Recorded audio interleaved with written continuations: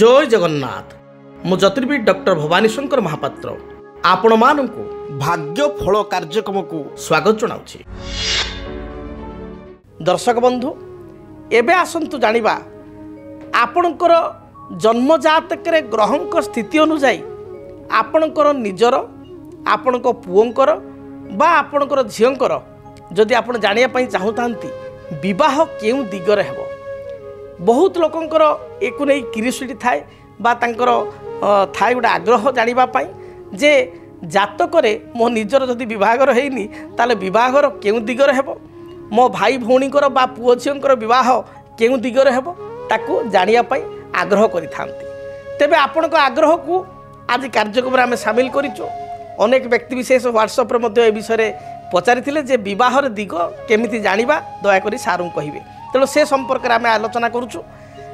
शास्त्र रे बा ज्योतिष शास्त्र अनुसार लग्नर सप्तम भाव 7th हाउस ये हूँ विवाहर भाव। 7th लॉर्ड सप्तमाधिपति ये होचंती विवाहर अधिपति।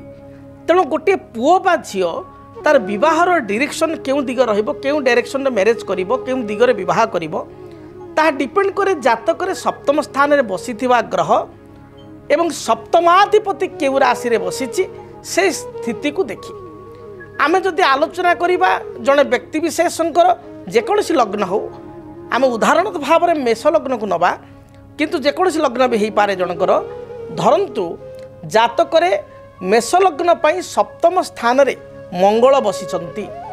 एठी तो सब लग्न सप्तम मंगल बसिले मंगल सो ही गला, मात्र सप्तम रे मंगल बसिचंती शुक्रंक राशि रे बसिचंती। तेणु मंगलंकर डायरेक्शन होची कोन ज्योतिष शास्त्र अनुसार मंगल होचंती दक्षिण दिगर ग्रह। शुक्रकर राशि होची दक्षिण पूर्व अग्निकोणर अधिपति होचंती शुक्र। अतएव आम स्पष्ट भाव में कहि परिबा ये व्यक्तिंकर विवाह बा कन्यार विवाह घर ठारू दक्षिण दिग बा दक्षिण पूर्व अग्निकोणर विभाग रहबो। केते सहज से भली भाव में धरंतु जनकर सप्तम स्थान पड़ी आम धरिबा वर्तमान कर्कट लग्न को विचार को नेबा। कर्कट लग्न सप्तम स्थान रही आपणकर किए ना बुध। सप्तम स्थान रे बुध बसिचंती। सप्तम स्थान पड़ी मकर। मकर हूँ शनिकर राशि। शनि धरंतु अछंती अष्टम रे अर्थात अछंती कुंभरे ताले मकर राशि माने शनि राशि मकर एवं सप्तम भाव मकर सप्तम अधिपति शनि। तेणु शनि डायरेक्शन हूँ वेस्ट डायरेक्शन अर्थात पश्चिम दिग। तेणु नॉर्मली पश्चिम दिगरे विभाग रहबो किंबा जेहेतु बुध बसचंती एठी द्वंद्व आसीजिव। बुध बसचंती सप्तम रे, बुध होचंती उत्तर दिग बा नॉर्थ रो कारकत्व ग्रह। तेणु नॉर्थ रे विभाग रहबो बा आपणकर पश्चिम रे विभाग रहबो। सेठी देखिया पड़िबो काहार बळाबळ अधिका अछि। सप्तम रे बुध रहितिबारु बुध मित्रग्रस्त होइतिबारु बुधंकर बळाबळ एठी अधिका रहिछि। शनि मध्य सप्तमेश तांकर अष्टम रे थिले मध्य सेही कुंभरे अछंती। तेणु एठी कहि परिबा जे उत्तर दिगरे विभाग हेबो। उत्तर दिगरे विभाग हेबार संभावना एठी रहिछि 70% एवं पश्चिम दिगरे विभाग हेबार संभावना रहिछि 30%। तेणु उत्तर किंबा उत्तर पश्चिम वायव्य कोण आउ पश्चिम कहिबे नाही सेठी उत्तर किंबा उत्तर पश्चिम वायव्य कोण रे विभाग हेबो। सेही समान लग्न सप्तम रे बृहस्पति नीच अछंती। कर्कट लग्न बृहस्पति सप्तम रे अछंती। बृहस्पति दिग होची उत्तर पूर्व ईशान्य कोण, मात्र बृहस्पति नीच थिबारु एठी उत्तर पूर्व ईशान्य कोणर स्थिति कमिजिव। शनिकर स्थिति उच्च थिबारु एठी बा शनि कुंभरे थिबारु एठी आमे कहिबा पश्चिम दिगरे ही विभाग रहबो। तेबे पाखापाखी पारिपार्श्विक अवस्था आमे किपरि निर्णय करिबा।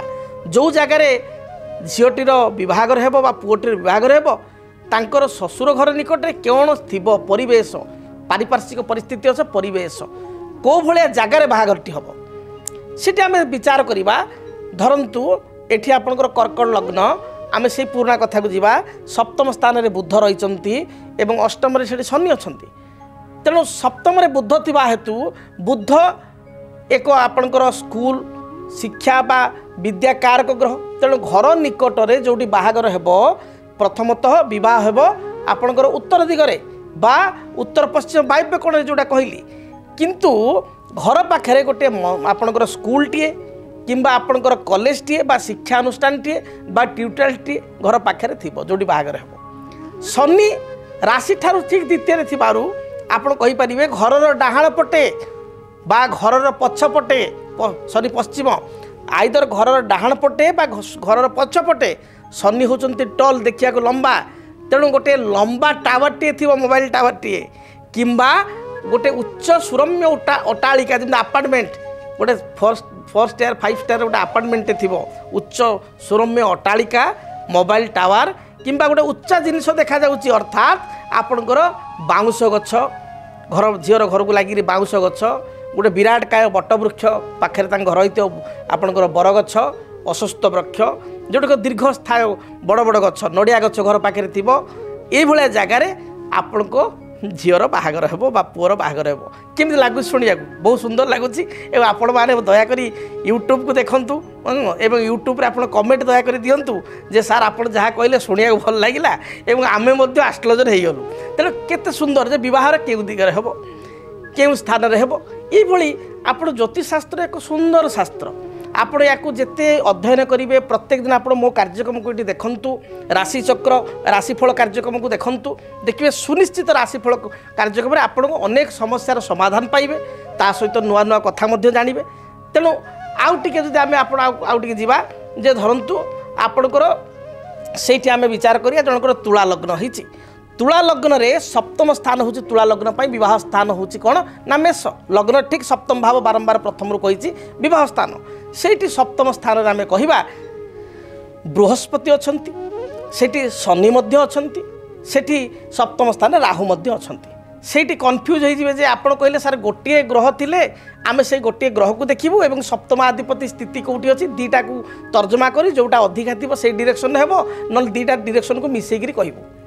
ଏଠି 3ଟି ଗ୍ରହ ଅଛନ୍ତି ଆମେ କ'ଣ କରିବୁ ଦେଖନ୍ତୁ ଯଦି ତୁଳା ଲଗ୍ନ ସପ୍ତମରେ ଅଛନ୍ତି ମୁଁ କହିଲି ବୃହସ୍ପତି ସପ୍ତମରେ ଅଛନ୍ତି ମୁଁ କହିଲି ଆପଣଙ୍କର ଶନି ସପ୍ତମରେ ଅଛନ୍ତି ରାହୁ। ଆଚ୍ଛା ଏଠି 3ଟା ଗ୍ରହଙ୍କର 3ଟା ଡିରେକ୍ସନ୍ ପୁଣି ରାଶି ହେଉଛନ୍ତି ମଙ୍ଗଳ ସପ୍ତମ ମଙ୍ଗଳ ରାଶି ହିସାବରେ ଗୋଟେ ଡିରେକ୍ସନ୍ 4ଟା ଡିରେକ୍ସନ୍ ଆପଣ ତ 4ଟା ଡିରେକ୍ସନ୍ କହିପାରିବେନି ଜଣେ ବ୍ୟକ୍ତିଙ୍କୁ ଯେ ତୋର ଚତୁର୍ଦିଗରୁ ବାହାଘର ହେବ କହିପାରିବେ ସେ କଥା 4ଟା ଦିଗ ଯେକୌଣସି ପୂର୍ବ ପଶ୍ଚିମ ଉତ୍ତର ଦକ୍ଷିଣ ଯେକୌଣସି ଜାଗାରେ ହେବ ନହେଲେ ଆଉ 4ଟା କୋଣ 8ଟା କୋଣରୁ ମାନେ ଦିଗ 4ଟା କୋଣ ମିଶିଲେ ଯୋଉଠି ଏମିତି କହିପାରିବେନି କ'ଣ ସେଠି ପ୍ରେଡିକ୍ସନ୍ ହେବ। ସେଠି ଯେହେତୁ ଶନି ଏଠି ନିଚ ତୁଳା ଲଗ୍ନରେ ଶନି ନିଚ ଶନିଙ୍କର ଦିଗ ଯେଉଁ ପଶ୍ଚିମ ଦିଗ ଶନି ଦୁର୍ବଳ ସ୍ଥିତିରେ ଥିବାରୁ ପଶ୍ଚିମ ଦିଗରେ ହେବାର ସମ୍ଭାବନା ଏଠି ପ୍ରାୟ କଟିଗଲା 1% 2% ହେଇପାରେ ମେ ବି ବଟ୍ ସେଠୁ ଆପଣ ଶନିଙ୍କ କଥା ଆଉ କହିବେ ନାହିଁ। ସେଠି ସପ୍ତମ ସ୍ଥାନ ମଙ୍ଗଳଙ୍କ ସ୍ଥାନ ହୋଇଥିବାରୁ ଆପଣ ଦକ୍ଷିଣ ଦିଗ ଏବଂ ବୃହସ୍ପତି ମିତ୍ର ଘରେ ଉଚ୍ଚ ଥିବାରୁ ସେଠି ବୃହସ୍ପତିଙ୍କର କୋଣ ହେଉଛି ଉତ୍ତର ପୂର୍ବ ଈଶାନ୍ୟ କୋଣ ତେଣୁ ପୂର୍ବ ଉତ୍ତର ଈଶାନ୍ୟ କୋଣ ବା ଦକ୍ଷିଣ ଦିଗରେ ବିବାହର ହେବ ये कथाटी कहले देखिए निश्चय मन को पाइबा और रियलिटी रे ताहा ही घटिब तेणु आपण निजे ज्योतिष होइजिबे।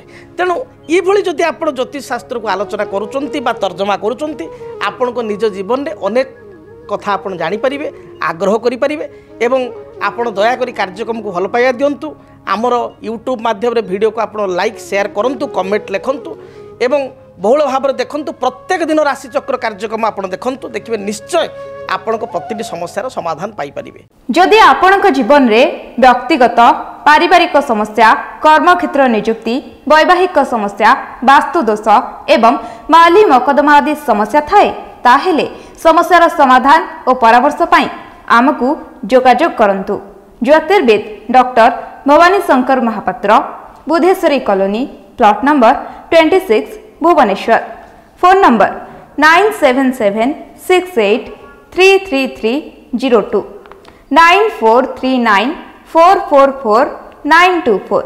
आमर वेबसाइट www.srijagannathastro.com। डीटीवी ओडिया देखिवा पाई सब्सक्राइब करंतु एवं बेल आइकन को मध्य दबाई दियंतु।